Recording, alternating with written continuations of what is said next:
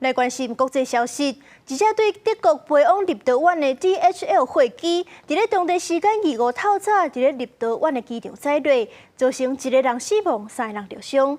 虽然目前是无证据指出讲这是恐怖攻击，不过德国的外交部是认为讲，这阵国际局势正乱，希望有关单位会当合作调查，理清事故的原因。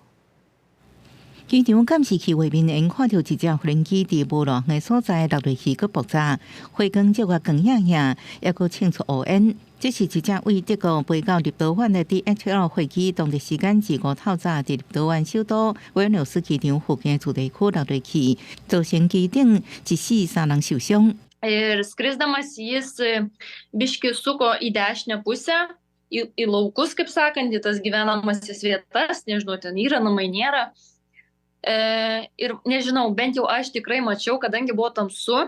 好佳在无造成附近居民伤亡，立陶宛当局表示，目前无现象证据指出这是一个恐怖攻击，或者是故意破坏行动。不过调查过程可能至少需要1礼拜。德国外交部也声明表示，目前国际局势无安定，无排除甲最近波罗的海电线被切断这相关事件有关系。爱查明真相，确认是毋是另外一个混合攻击事件。 Pasakyti galiu taip, kad kol kas kažkokių ženklų, faktų, kad tai būtų sabotažas, teroristinis aktas tikrai nėra. Ypač kai kalbam kažkokia išorinė įtaka lėktuvui. Zum einen haben wir hier im BMVG bislang keine Erkenntnisse über einen Sprengsatz oder einen Sprengsatz und seine Herkunft.